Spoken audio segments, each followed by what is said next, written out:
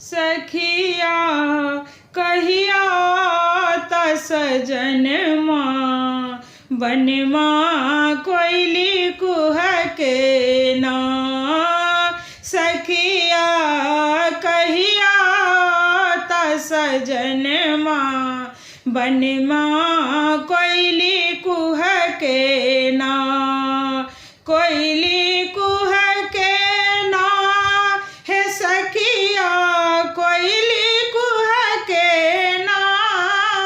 सखिया कहिया त सजनमा बन में कोयली कुहके ना।